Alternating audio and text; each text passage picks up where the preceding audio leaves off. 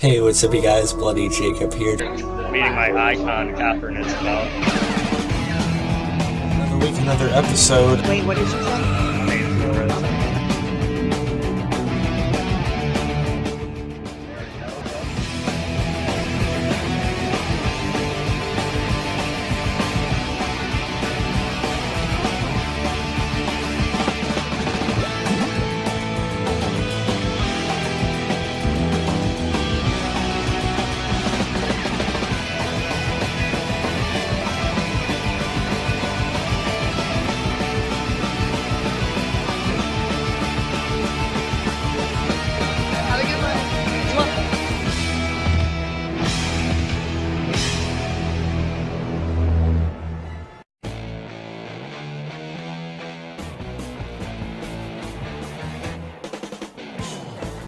Hey, what's up you guys? Bloodee Jacob here to bring you my video talking about my personal top 10 favorite films that were released in 2018.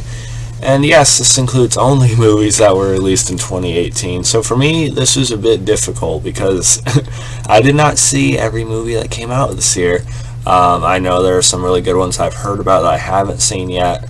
I know there are just some ones I didn't go see. I know there are some bad ones I don't go see, and vice versa.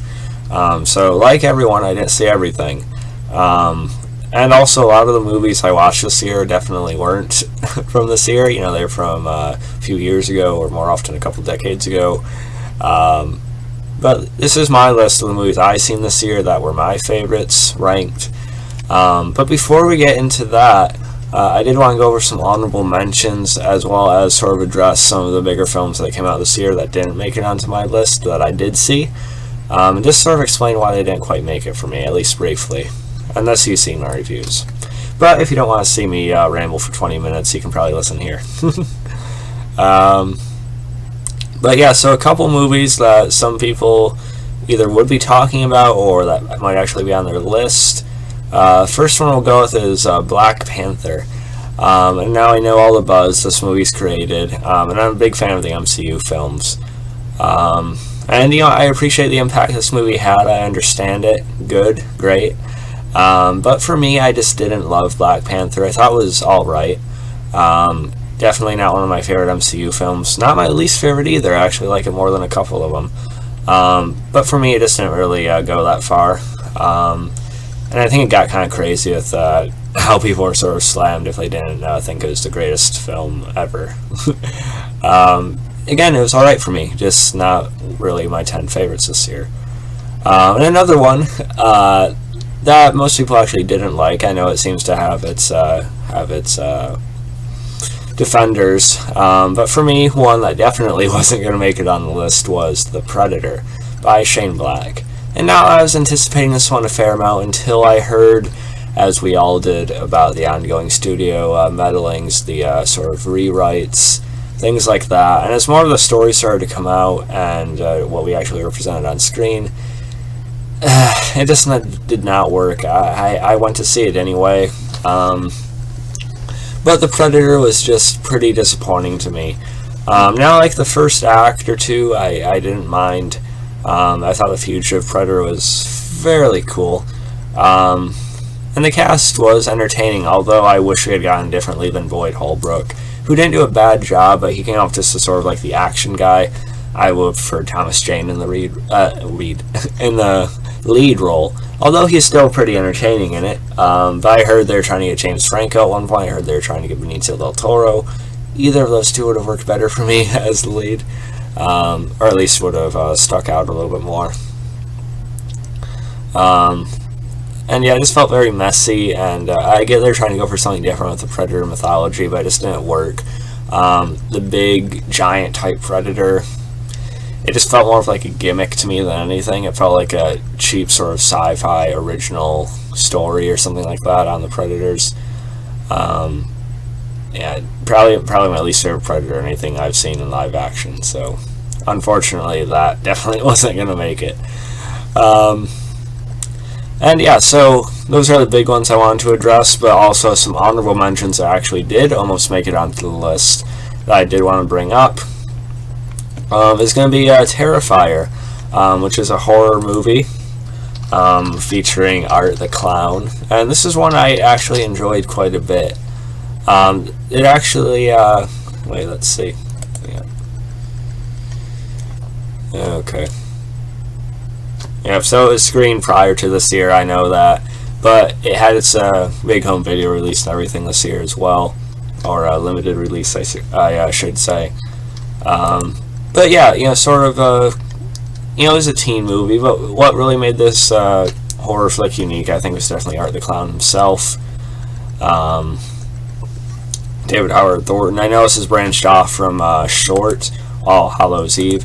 I thought he was really unique, and you know, they did try to market it as being more terrifying than Pennywise. Just a different kind of killer, really.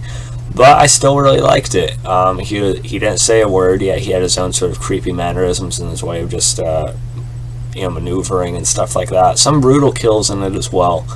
So I definitely wanted to bring that up since I am a, you know, horror channel. Another one I want to bring up is Red Sparrow, starring Jennifer Lawrence. And I don't think this film got quite enough credit. It wasn't great.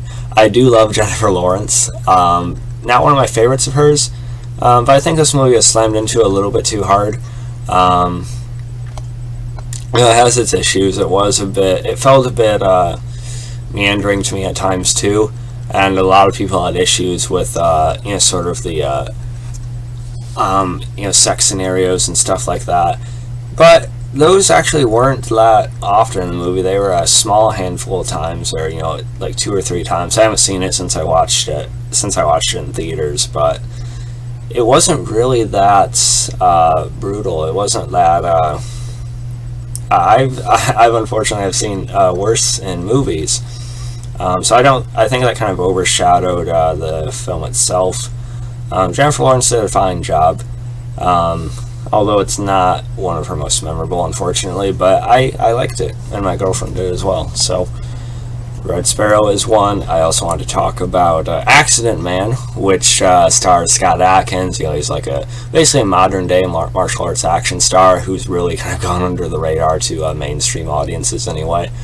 Accident Man is probably his most accessible flick, though, as it is based off of a comic book, and you know, he had a hand in writing this as well. So you get some great stunts, some really nice fight choreography in this. It's a treat if you're a fan of that kind of genre, for sure.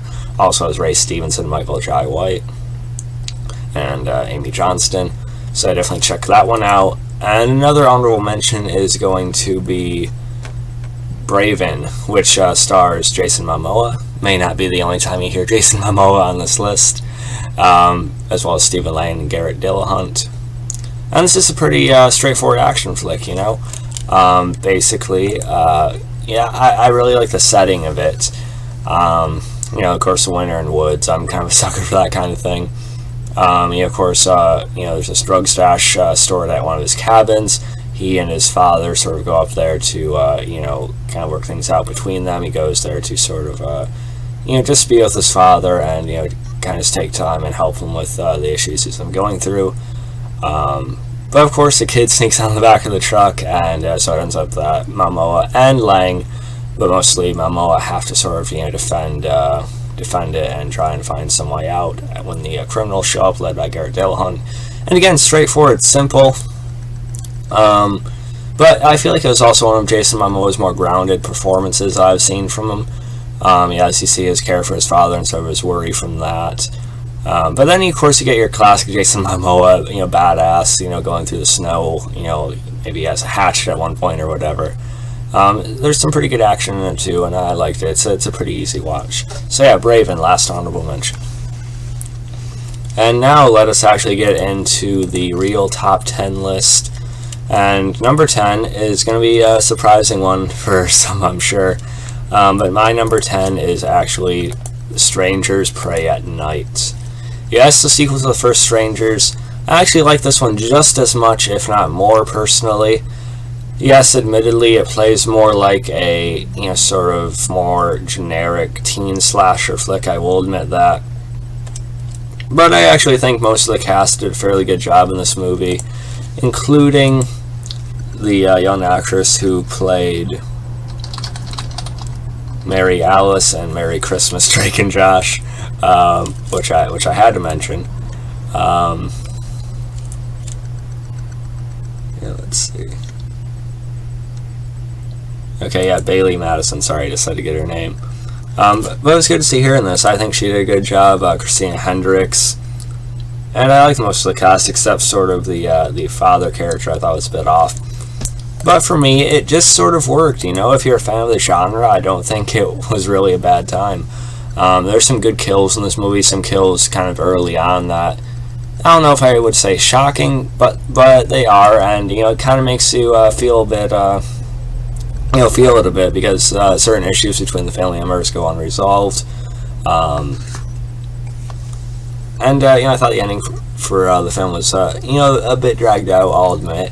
But I think the film deserves more credit that it did sort of keep the nature of the first film, I think, in a sense. Like I said, it was more straightforward, but I still felt like the killers, including the man in the mask, Dollface, and, the pinup girl, it still felt like the same killers. There was still an eeriness to them that I thought stayed intact more than some people were giving it credit for. And I just found it to be a bit more fun than the first one, but I guess it sort of depends on what mood you're in. So yeah, number 10 is The Strangers Prey at Night. Number 9 is going to be Hostiles, starring Christian Bale as well as Wes Studi.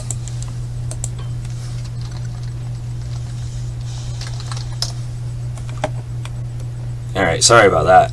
As well as Rosamund Pike. And this is a Western film. It did release in a previous year, but had a big January wide release, so yes, it does count. I like Christian Bale. He's a very consistent actor, and I like good Western movies when I see him. Also, probably helps I'm playing Red Dead Redemption 2 right now. But I thought this was a very well acted, well put together film. Kind of subtle in nature too, between two people on two different sides of this conflict between the natives and soldiers and everything. And I thought that was well handled and not really slammed in your face either. A good final act that you're not quite sure which way it's going to go. And I thought it was all handled really nicely, and my dad and I definitely enjoyed watching that together. He's always been a big fan of Western type movies, and he really appreciated this film too, I think. So yeah, number 9 is Hostiles. And by the way, I'm not trying to make this video go like an hour, so that's why I may be rushing a little bit here and there, but it is what it is. I do gotta keep the video moving. I don't want to keep you guys here too long. Anyway, my number 8 is going to be Tomb Raider. Yes, I actually really enjoyed Tomb Raider. Definitely more akin to the newer games, not like the bustier looking Angelina Jolie flicks are a little bit more sort of straightforward and arcade-like. Like I said, definitely more akin to the recent games. It has an element of realism to it, like those games, and I really liked Alicia Vikander as Lara Croft. I thought she was very good, and if you look into her training for this role, you'll see just how legitimate and real she took it. You'll see her six-pack, how solid and fit she actually became for it. And, I think there's just a real grounded vibe to her as well that worked really nicely. There's some good sequences, of course, in the woods, or the jungle, I should say.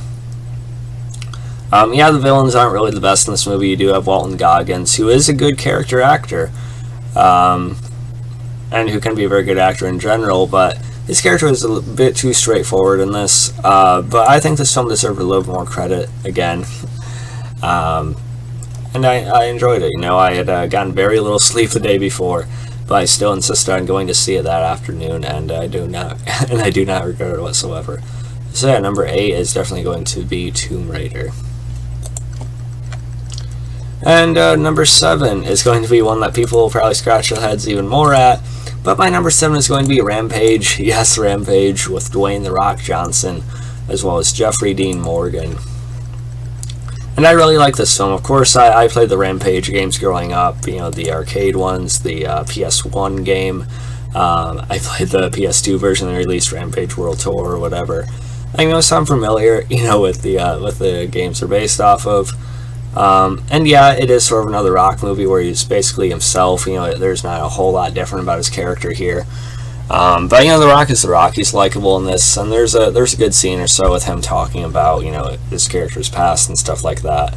And Jeffrey Dean Morgan admitted that a little bit too much of Negan from The Walking Dead probably bled into his performance in this. But he's charismatic, and they don't just sort of do away with this character like I expected. It went a slightly more entertaining direction, I think, while still kind of keeping it the way you would imagine. And yeah, the rest of the characters are like even more stereotypical. There's this rich, corrupt businesswoman and stuff like that. But I actually think that personified like the the basic world of those games. I thought it was fine. I think it worked with that. And the CGI, for the most part, looked pretty good, I think. The designs took a more realistic approach to it. And the final act, the final fight in the city, especially when George is trying to fight off, Lizzie, as well as the wolf and stuff like that, how that all went. It got a little more violent than I expected, which is nice, and I actually felt a bit tense during it because I was a little bit worried. I thought it was just an entertaining movie, and no one's really talking about it either way, so yeah, my number 7 is Rampage. Fight me. And number 6, I really debated between 5 and 6 here. I could probably switch them at any point, but for now, my number 6 is going to be Deadpool 2, starring, of course, Ryan Reynolds as well as Josh Brolin. And I gotta say, I like Deadpool 2 more than the original film. I know. The original film is put on a pedestal. I do like it as well. But over time, it's sort of a lesson for me. I don't like it quite as much as most people. Excuse me. But I thought Deadpool 2 all around is a little bit more entertaining. I like the addition of Josh Brolin's Cable. And the humor just felt a bit more kinetic for me, a bit more, I don't know if I should say consistent, but I don't know, just some of the humor worked a little more for me in this one for some reason. I also like, spoilers, the version of the Juggernaut that we got in this. Definitely the most comic book accurate Juggernaut we've seen in any film so far. I actually really like how they utilized him to the extent they did. I actually thought I had a good ending that worked in a humor way and as serious as a Deadpool way as it can get. Yeah, I enjoyed the pacing. I had a good pacing to it. So yeah, Deadpool 2 is number 6. And number 5 right now is going to be Venom. Yes, Venom starring Tom Hardy. I just really enjoyed Venom a lot. Now, I've had a little more issues with it that have become a bit more prevalent as the past couple months have gone on. But I gotta say, I still really liked it for the most part. Tom Hardy, his performance I thought was fine. I'll admit I do have some issues with it now. It feels his character feels a bit clunky at times. I also will admit that Riz Ahmed as the main villain, pretty one note. I don't really remember that much about him. I don't really think there was that much to remember about him. And some of the movies surrounding the Venom symbiote himself just doesn't quite work. It feels a bit flat, I will admit. But for me, I don't think people are talking about Venom enough. Venom itself. Because, yeah, him and Eddie do have some good banter. But I just thought they got Venom, besides the Spider-Man thing, which I think people kind of complain about too much. We get it. We want Spider-Man in it. I do too. Let's just see what they gave us anyway. But I thought the Venom symbiote himself, when Eddie would transform and the fight scenes and how the Venom symbiote acted personality-wise, I thought it was very accurate. And it really felt like Venom on screen, I'm sure there's a bit of a shift in the movie where him and the symbiote start sort of agreeing with each other. It feels a bit rushed. But, I thought it was fine. I rolled with it. I'm really happy we're getting a Venom 2 now officially. And I've been a fan of Venom for a good number of years, and just seeing again how his personality worked and stuff like that when he would turn, I really felt the power of the creature, and I don't know, I thought it was a good time. I think people are a bit too picky with this one. So yeah, number 5 is Venom. Number 4 is another one that, like Venom, I've had more issues arise with it as it's gone on. Yeah, at one point I would have thought it would have been like number 2 or something. Not quite, but I still think it's very good. I did like it a lot. And that is Halloween 2018. of course starring Jamie Lee Curtis. I thought this is good. This is a good sort of revitalization of the franchise, and I'm someone that actually liked the Rob Zombie movies, but I think this worked as sort of like a more straightforward throwback to the original films, while still maintaining a somewhat more modern vibe to it. I mean, I thought Jamie Lee Curtis did a fine job, as did the actress who played her granddaughter in particular, and there's a good amount of younger actors in here that actually work a little bit better than you thought they would. Although I think some are sort of in and out of the movie a bit too often. Some people also had issues with the ending of this. I actually liked it, especially that final shot with the fire. If you guys know what I'm talking about, in the eyes. I don't want to say too much, but it was pretty good. As long as we do get a sequel, which I think we will. I just thought Halloween, it worked in a really, really straightforward sense. There were some issues with the doctor character in the movie and stuff like that, but just for the pure essence of what they wanted this movie to be, I think it did succeed with that. So yeah, number 4 is going to be Halloween. And number 3, I even almost wanted to put this movie at number 2. I am seeing it again tomorrow, so maybe it could drop, maybe it can move forward, who knows. But my number 3 is going to be Aquaman. Yes, another Jason Momoa movie.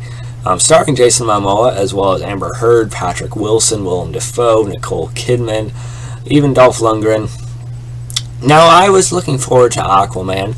I wasn't over the moon about it, though. I was about as excited for it as I am for Captain Marvel and Shazam, which is, I was a little bit more excited for it than Ant-Man and the Wasp, though, which I haven't even seen yet. But I wasn't really expecting to think anything more of it then. It was pretty good. But I gotta say, I really liked Aquaman. I'm actually very close to saying I love it. Like I said, I'm curious to see what I'm going to think of it when I watch it again tomorrow with my family. But I thought it worked, yeah. If you watch my videos in some of these types of films, you'll see that sometimes I complain about too much humor.